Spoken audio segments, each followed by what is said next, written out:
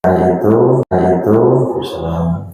waktu yang kalau disebutnya itu memang masih jauh, tapi kalau dijalani pelan-pelan tak terasa akan berlalu begitu cepat. Maka nanti di 3-4 hari ke depan kita sudah boleh membaca Allahumma barik lana fi Rajab wa Sya'ban wa barik lana. Ya, jadi 3 hari ke depan, semangat sekali di bulan depannya. Tapi terus kita ingatkan, ya, ketika sudah tinggal 60 hari lagi itu sudah diperkenankan. Tapi para sahabat itu sudah membagi waktu itu menjadi 2. Waktu sebelum Ramadan dan waktu setelah Ramadan. Sebelum Ramadan mereka berharap agar disampaikan usianya, karena tidak semua orang berkesempatan bertemu Ramadan lagi dan lagi untuk sekian kali. Ada keluarga kita, teman kita, tetangga kita yang sudah tidak bisa lagi merasakan Ramadan tahun ini. Kita sendiri pun yang belum sampai itu belum tentu bisa sampai di sana. Maka nanti terus kita ingatkan kalau sudah Hamin 60, tinggal 2 bulan lagi sudah masuk bulan Rajab. Setelah Jumadil Thaniyah kita ingatkan, insyaallah. Ya Nabi salam alaika, ya Rasul salam alaika, ya Habib salam alaika. Ayat yang dibaca oleh qari kita, ya, qari'ah kita tadi adalah ayat yang memang berputar atau seputar tentang bagaimana Allah Subhanahu wa taala memberikan wewenang kepemimpinan kepada yang Ia kehendaki. Hari ini tadi kita sama-sama telah memilih pilihan masing-masing. Pada dasarnya pilihan itu boleh berbeda, tapi harus tetap bersaudara. Kita ini saudara. Jangan hanya untuk yang 5 tahun sekali ini gontok-gontokan, musuh-musuhan. Assalamualaikum. Kita itu Bapak Ibu, ya, cenderung kalau berbeda itu dianggap musuh atau lawan. Nah, ini salah.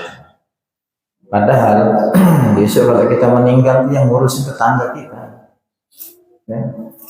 Belum tentu yang menjadikan sebab kita tuh bertengkar dan bermusuhan.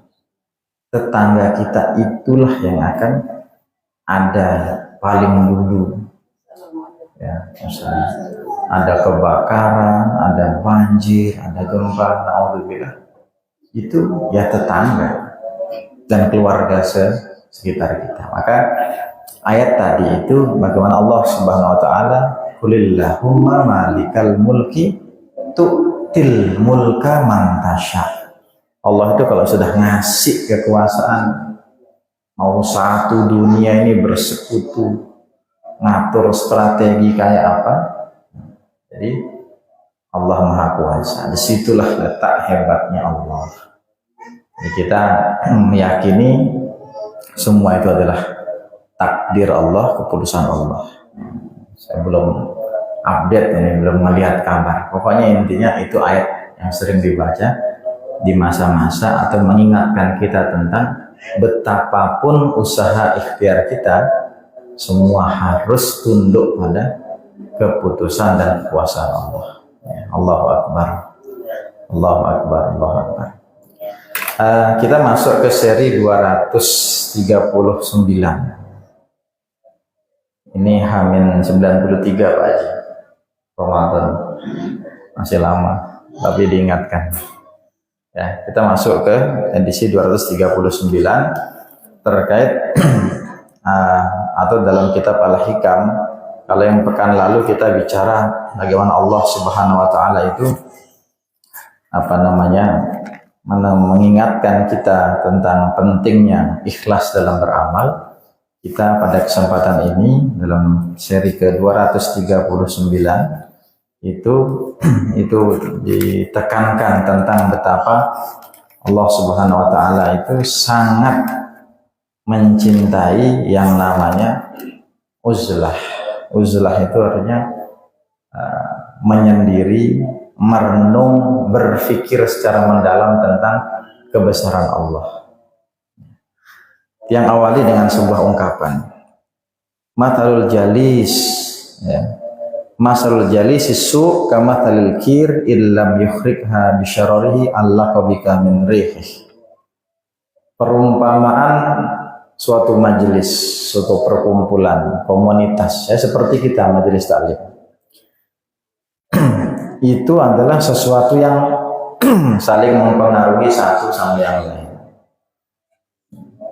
Kalau dia al-jali susu, kalau dia buruk majelis ilmu itu, apa namanya, suatu tempat itu, suatu majelis itu, komunitas itu, kelompok itu, maka dia perumpamaan kama salil kir, laksana sebuah tempat pandai besi. Al-kir itu pandai besi.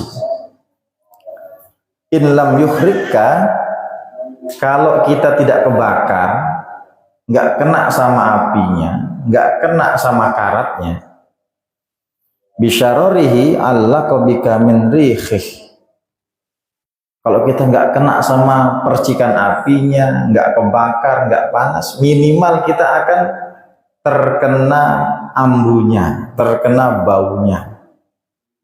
Itu contoh perumpamaan apa, majelis yang buruk, tempat yang buruk, komunitas yang buruk.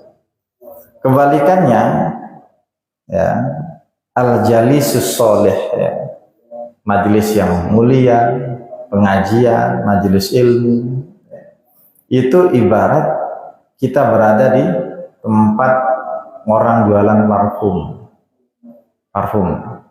Kalau kita nggak bisa mendapati parfumnya, minimal kita kecipratan baunya. Ini untuk mengawali, agar menyemangati kita bahwasanya insya Allah kalau kita rajin di majelis ilmu, hadir di majelis ilmu bersama orang-orang itu, banyak keberkahan, banyak kebaikan membersamai kita. Ya, ini bukan lantas mengatakan orang pandai besi itu jelek, enggak. Contoh saja. Orang kalau nggak ada pandai besi juga susah, nggak akan ada parang, nggak akan ada kapak, ya, nggak akan ada cangkul, nggak akan ada alat-alat yang terbuat dari besi. Mereka tetap bermanfaat, berjasa dan luar biasa. Tetapi itu perumpamaan, itu pasti nanti orang itu kemungkinan kena apinya, kecipratan lah, atau minimal ada bau yang menyengat atau kurang sedap. Ini contoh. Maka dikatakan Nabi Isa alaihissalam juga pernah, ya, bersabda, la tujalisul mauta fatamutu qulubukum. Jangan menjalin kemitraan